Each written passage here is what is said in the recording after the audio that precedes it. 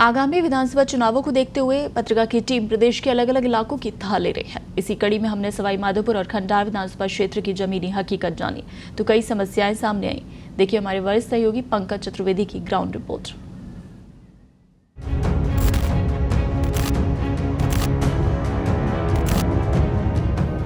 एक और ऐतिहासिक चंबल तो दूसरी ओर बनास, लेकिन प्राकृतिक रूप से पानी से भरपूर सवाई माधोपुर खुद पीने योग्य पानी की समस्या से जूझ रहा है।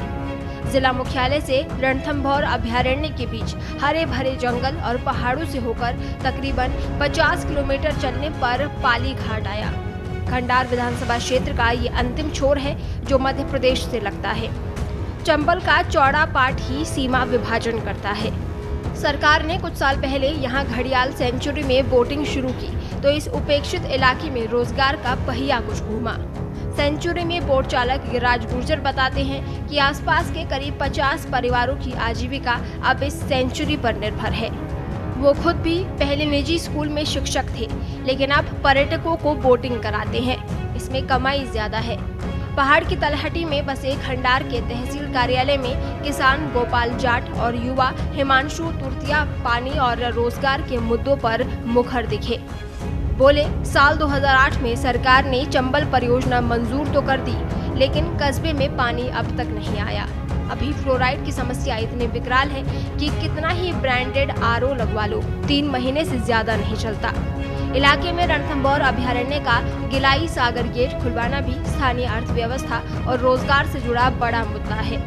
लोगों का मानना है कि ये गेट खोल दे तो टाइगर सेंचुरी, पालीघाट सेंचुरी और खंडार किले का पूरा पर्यटन सर्किट इलाके में इकोनॉमी की धुरी बन जाएगा। यहाँ वोट आने से, यहाँ अपने सिस्टम से चलने से काफ़ी प्रोग्रेस बढ़ी, टूरिस्ट भी काफ़ी आने लग गए और काफ़ी लोगों को रोज़गार मिल रहा है। कम से कम 50-60 लोगों को रोज़गार मिल रहा है। ये पर्टिकुलर इसी गांव के लोगों को, इसी गांव के नरोड़ा, जलालपुर और पाली गांव के स्थानीय लोगों को रोज़गार मिल रहा है। इससे पहले आप क्या करते थे यहाँ? पहले हम प्राइवेट टीचर का काम करते थे, जिसमें थोड़ी सैलरी कम मिलती थी। इससे सैलरी अच्छी मिल रही है, अच्छा घर परिवार चला रहे हैं। अब यहाँ बोर्ड संचालन में आपको अच्छा घर परिवार चलाने लायक, घर परिवार चलाने से खुश हैं, संतुष्ट हैं। सवाई माधोपुर शहर में पानी के अलावा मुद्दा औद्योगिकीकरण का भी है। पेशे से अधिवक्ता हरिप्रसाद योगी का कहना था कि रणथंभौर अभयारण्य क्षेत्र परिधि के इको सेंसिटिव जोन में उद्योग नहीं लग सकते। यहाँ के अमरूद और मिर्च दुनिया भर में विख्यात हैं, लेकिन इन्हें उगाने के बावजूद हमारे यहाँ इनकी प्रोसेसिंग यूनिट तक नहीं है। सरकार को ग्रीन इंडस्ट्री विकसित करनी चाहिए ताकि पर्यावरण बचा रहे, आर्थिक गतिविधियां बढ़ें और बेरोजगारी से भी निजात मिले।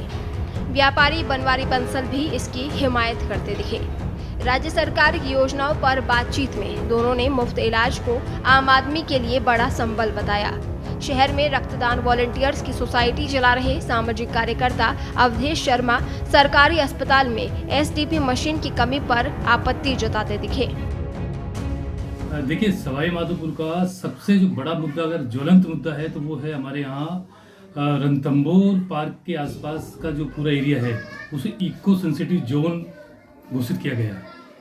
और माननीय सुप्रीम कोर्ट के आदेश से इसमें 20 किलोमीटर तक, जहाँ से बाउंड्री खत्म होती है नेशनल पार्क की, वहाँ से आबादी की ओर 20 किलोमीटर तक किसी भी प्रकार की कोई भी इंडस्ट्री लगाने पर बिल्कुल अंकुश है। तो इसके चलते एक बहुत बड़ी समस्या ये आ रही है कि यहाँ के लोग जो है नए जो रोजगार मिलना चाहिए वो उससे वंचित रह रहे हैं और ज़्यादा लोग यहाँ से पलायन कर गए, जयपुर की ओर या कोटा की ओर या दिल्ली लोग जा रहे हैं। तो इको सेंसिटिव जोन अपने आप में बहुत बड़ा मुद्दा है। चूँकि हम लोगों को नेशनल पार्क भी बचाना है, जंगल भी बचाना है, टाइगर को भी प्रोटेक्ट करना है, और लेकिन साथ ही साथ में मानवीय दृष्टि से हम लोग देखें तो हमें रोजगार भी चाहिए।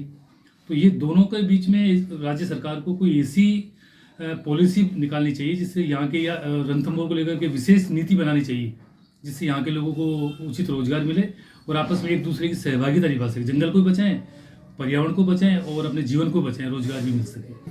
हाँ, नहीं, बिल्कुल सही है। हम तो यही तो हम लोग कह रहे हैं कि यहाँ 4000 की जो इंडस्ट्री है यहाँ टूरिज्म की, इस टूरिज्म के अंदर स्किल डेवलपमेंट के लिए भी तो लोगों को तैयार करना पड़ेगा ना। भाई यहाँ स्किल ही नहीं है। स्थानीय जो लोग हैं न तो वो इंग्लिश स्पोकन जानते, न मैनेजमेंट को जानते हैं। तो टूरिज्म के लिए फ्रेंचाइज है या जो भी कुछ है, तो बहुत सारी चीज़ें, उसके लिए प्रशिक्षण के लिए उचित माहौल राज्य सरकार को चाहिए। इसलिए मैं बोल रहा हूँ कि स्पेशल पॉलिसी बनानी चाहिए जिससे स्किल डेवलपमेंट हो सके यहाँ के लोगों की, कीपर के बतौर हो सकती है, या वो लोग खाना बनाने का वो लोग काम कर सकते हैं, या बागवानी का है, तो इन सब के लिए उनकी स्किल तो हो। तो यहाँ वो ऐसा है नहीं, तो इस चक्कर में यहाँ जो रोजगार लोगों को मिलना चाहिए इस टूरिज्म में वो नहीं मिल पा रहा, और वो ज़्यादातर बाहर जा रहे हैं। पानी की कमी का जीवंत नमूना सवाई माधोपुर के गांव मई खुर्द में दिखा। पानी की एक टंकी में बड़ी संख्या में महिलाएं और बच्चे इकट्ठा थे। रुककर पूछा तो पता चला कि गांव में यहीं एक पानी की टंकी है। पीछे ही आधा अधूरा सरकारी ओवरहेड टैंक दिखा। पूछने पर गांव के बुजुर्ग मोतीलाल ने बताया कि 3-4 महीने से इसका काम ही चल रहा है, पर पूरा नहीं हुआ। 250-300 घर है। पानी से परेशान है। पानी से तभी अब लाइट नहीं आ तो परेशानी आ। लाइट आती तो जल्दी है और लाइट आ गई और बनाई जैसी बनाई भी नहीं है। कब से बनने की बता रहे हो आप? ये टंकी कब से तैयार हो रही है? ये तैयार तो होली से बंद है, 4 महीना पहले से बनने लगी है। इलाके में स्टेट और नेशनल हाईवेज का नेटवर्क बीते सालों में मजबूत हुआ है। सवाई माधोपुर से खंडार तक तो सड़क बेहद सुंदर है। वाया करणपुर डांग से होते हुए पहले करौली जाने में करीब 160 किलोमीटर दुर्गम रास्ता था। अब नया मार्ग निर्माणाधीन है, जिससे ये दूरी महज 80 किलोमीटर ही रह जाएगी। अधिवक्ता हरिप्रसाद योगी ने कहा कि पहले सवाई माधोपुर में खंडार जाना सजा जैसा होता था, अब ऐसा नहीं है। इसके अलावा जिला मुख्यालय से लालसोट गंगापुर हाईवे तैयार है, जबकि दिल्ली मुंबई एक्सप्रेसवे के एंट्री एग्जिट पॉइंट भी दिए गए हैं। पत्रिका के लिए सवाई माधोपुर से पंकज चतुर्वेदी की रिपोर्ट।